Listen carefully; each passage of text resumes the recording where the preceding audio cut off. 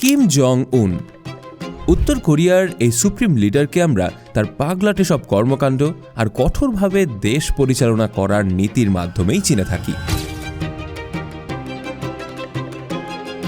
কিন্তু কখনো কি আমরা ভেবে দেখেছি এই বহুল আলোচিত মানুষটি কিভাবে ভ্রমণ করেন, যার পুরো দেশটাই কঠোর নিরাপত্তার চাদরে মোড়া?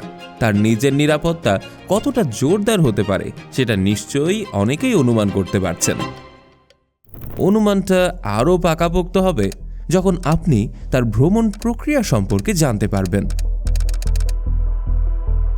কারণ একবিংশ শতাব্দীতে দাঁড়িয়ে যেখানে পৃথিবীর যে কোনো দেশের রাষ্ট্রপ্রধানরা সুপারসনিক জেট কিংবা আধুনিক বিমানে করে যাতায়াত করে, কিম জং উন সেখানে বেছে নিয়েছেন হাজার হাজার কিলোমিটারের দীর্ঘ রেল যাত্রা।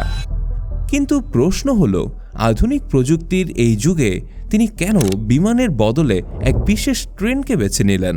কি আছে তার সেই রহস্যময় ট্রেনে?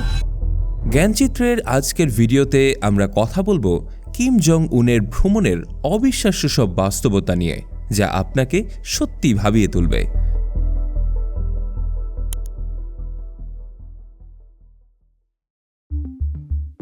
উত্তর কোরিয়ার রাষ্ট্রপ্রধানদের এই বিশেষ ট্রেন ভ্রমণের ইতিহাস বুঝতে হলে আমাদেরকে ফিরে যেতে হবে গত শতাব্দীর মাঝামাঝি সময়, যখন এই কিম রাজবংশের প্রধান শাসক কিম ইল সুং দেশের শাসনভার গ্রহণ করেন। তিনি এবং তার পরবর্তী শাসক কিম জং ইল উভয়ই বিমান ভ্রমণের চেয়ে ট্রেন ভ্রমণকে বেশি নিরাপদ মনে করতেন। বিশেষ করে কিম জং উনের বাবা কিম জং ইলের বিমান ভীতি বা ফ্লাইং ফোবিয়া থাকায় তিনি মনে করতেন আকাশে থাকা একটি বিমানকে ট্র্যাক করা বা তার উপর হামলা চালানো যতটা সহজ, মাটিতে থাকা একটা সুরক্ষিত ট্রেনকে টার্গেট করা তার চেয়েও বেশি কঠিন। 2001 সালে তিনি যখন রাশিয়ার মস্কো সফর করেন, তখন বিমানে না গিয়ে ট্রেনে করেই পুরো 20,000 কিলোমিটার পথ পাড়ি দিয়েছিলেন। আর এই যাত্রা সম্পূর্ণ করতে সময় লেগেছিল প্রায় 24 দিন। সেই ঐতিহ্যকে বজায় রেখেই বর্তমান সুপ্রিম লিডার কিম জং উন তার সফরের প্রধান মাধ্যম হিসেবে এই ট্রেনটিকে আরও অত্যাধুনিক ও সুরক্ষিত করে গড়ে তুলেছে। অফিসিয়ালভাবে যার নাম রাখা হয়েছে তাইয়াং হো, তবে গোটা বিশ্ব একে চেনে দ্য মুভিং ফোর্ট্রেস বা চলন্ত দুর্গ হিসেবে। গত 13 বছরে উত্তর কোরিয়ার এই রাষ্ট্রপ্রধান হাতে গোনা কয়েকটি আন্তর্জাতিক সফরেই বেরিয়েছেন, যার বেশিরভাগ ছিল রাশিয়া এবং চীনে। আর প্রতিবারই তার সঙ্গী হিসেবে ছিল তাইয়াং হো নামের এই বুলেট প্রুফ ট্রেনটি। অতি নিখুঁত সামরিক পরিকল্পনার মধ্য দিয়ে সর্বমোট 3টি ট্রেনের এক বিশেষ বহরের মাধ্যমে কিমের এই যাত্রার পুরো অপারেশনটি পরিচালনা করা হয়।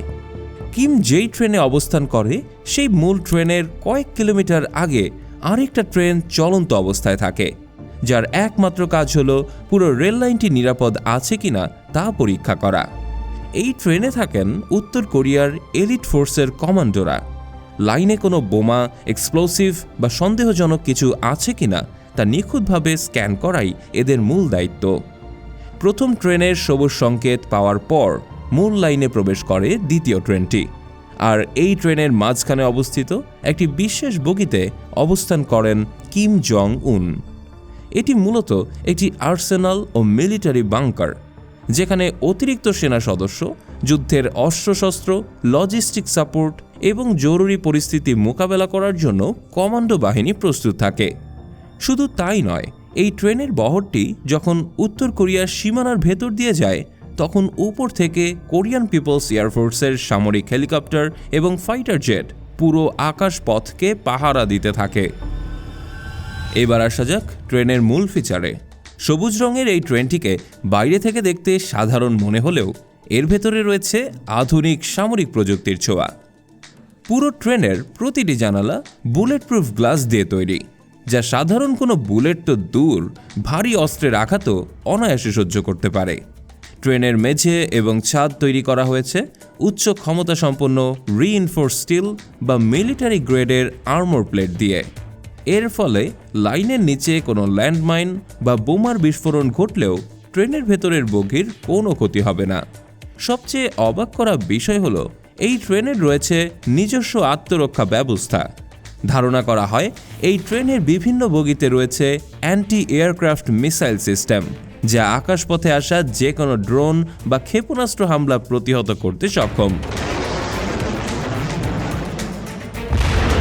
যদি কোনো কারণে এই সমস্ত ডিফেন্স সিস্টেম ব্যর্থ হয়, তাহলেও কিমের সুরক্ষায় কোনো ঘাটতি দেখা দেবে না, কারণ ট্রেনটির একটি নির্দিষ্ট বগিতে রয়েছে রেস্কিউ হেলিকপ্টার এবং আর্মড লিমুজিন, যেগুলো ব্যবহার করে যে কোনো ক্রিটিক্যাল সিচুয়েশনে লিডারকে নিরাপদে সরিয়ে নেওয়া সম্ভব। তবে অতিরিক্ত সুরক্ষার জন্য পুরো ট্রেনকে যেভাবে ভারী আর্মড স্টিল আর বুলেট প্রুফ কাঁচ দিয়ে মুড়ে দেওয়া হয়েছে, তার চরম মূল্য দিতে হয় এর গতিকে। বর্তমান সময়ে মানুষ যেখানে প্রতি ঘন্টায় 300 থেকে 400 কিলোমিটার বেগে চলা বুলেট ট্রেন ব্যবহার করে দ্রুত এক স্থান থেকে অন্য স্থানে যাতায়াত করে, সেখানে কিমের এই ট্রেনের সর্বোচ্চ গতি ঘন্টায় মাত্র 55 কিলোমিটার। অনেক সময় উত্তর কোরিয়ার জরাজীর্ণ রেল লাইনের কারণে এই গতি আরও কমে যায় এবং ধীরগতির এই স্বভাবের কারণে তার যে কোনো আন্তর্জাতিক সফরে পৌঁছাতে কয়েকদিন পর্যন্ত সময় লেগে যায়। যেমন 2023 সালের সেপ্টেম্বর মাসে তিনি যখন রাশিয়ার প্রেসিডেন্ট ভ্লাদিমির পুতিনের সঙ্গে দেখা করতে যান, তখন তাকে আর্মড ট্রেনে দীর্ঘ সময় ধরে ভ্রমণ করতে হয়েছিল। তবে এই ধীরগতির যাত্রার প্রতিটি মুহূর্তকে সম্পূর্ণ নিরাপদ করতে উত্তর কোরিয়ার রেলওয়ে বিভাগ এক অবিশ্বাস্য প্রোটোকল মেনে চলে। কিমের এই ট্রেন যখনই কোনো স্টেশন অতিক্রম করে, তখন নিরাপত্তার স্বার্থে পুরো স্টেশনের বিদ্যুৎ সংযোগ সাময়িকভাবে বিচ্ছিন্ন করা হয়, যাতে যে কোনো ধরনের বৈদ্যুতিক সিগন্যাল বা রিমোট কন্ট্রোল ডিভাইস কাজ না করতে পারে। এমনকি এই ট্রেনের সমান্তরাল অন্য কোনো লাইনে যেন সাধারণ কোনো ট্রেন চলাচল করতে না পারে, সেজন্য পাশের ট্র্যাকগুলোর পাওয়ার গ্রিডও বন্ধ রাখা হয়। উত্তর কোরিয়া থেকে যখন এই ট্রেন আন্তর্জাতিক সীমানা পেরিয়ে রাশিয়া বা চীনে প্রবেশ করে, তখন রেলের ইঞ্জিনিয়ারদের এক বিশাল যান্ত্রিক চ্যালেঞ্জের মুখোমুখি হতে হয়। কারণ উত্তর কোরিয়া ও চীনের রেললাইনের ট্র্যাকের প্রস্থ রাশিয়ার রেললাইনের তুলনায় ভিন্ন। রাশিয়ার রেললাইনগুলো তুলনামূলকভাবে বেশি চওড়া। ঠিক এই কারণেই ট্রেনটি যখন উত্তর কোরিয়ার তুমানগাং সীমান্ত স্টেশনে পৌঁছায়, তখন সেটিকে একটি বিশেষ রেল জংশনে থামানো হয়। সেখানে দক্ষ ইঞ্জিনিয়ারদের একটি দল ট্রেনের প্রতিটি বগির নিচের চাকার কাঠামো পরিবর্তন করে, যাতে সেটি রাশিয়ার চওড়া রেল লাইনে চলতে পারে। এবার কথা বলা যাক ট্রেনের ভেতরের অংশকে নিয়ে, যেখানে পা রাখলেই আপনার মনে হবে আপনি উত্তর কোরিয়ায় নয়, বরং ইউরোপের কোনো 5 স্টার হোটেলে প্রবেশ করেছেন। এছাড়াও ট্রেনটির ভেতরে রয়েছে কিম জং উনের একটি পার্সোনাল অফিস, যেখানে বসে তিনি দেশের যে কোনো রাষ্ট্রীয় কাজ পরিচালনা করতে পারেন। অফিসটিতে সার্বক্ষণিক যোগাযোগের জন্য রয়েছে আধুনিক ফ্যাক্স মেশিন এবং সুরক্ষিত স্যাটেলাইট ফোনের সুবিধা, যা বাইরের দেশের কোনো গোয়েন্দা সংস্থাও হ্যাক করতে পারে না। পাশাপাশি ট্রেনের ভেতরে রয়েছে মিটিং রুম, কনফারেন্স হল আর সুপ্রিম লিডারের বিশ্রামের জায়গা। তবে এই ট্রেনের সবচেয়ে আকর্ষণীয় অংশ হল এর ডাইনিং সিস্টেম।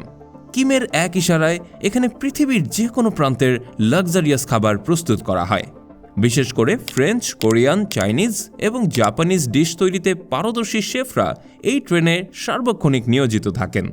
2001 সালে এই ট্রেনে সফর করা এক রাশিয়ান কর্মকর্তার ডায়েরি থেকে জানা যায়, এই ট্রেনে তাজা লবস্টার থেকে শুরু করে ফ্রান্স থেকে আমদানি করা রেয়ার এবং দামি ওয়াইন সবসময় মজুদ থাকে।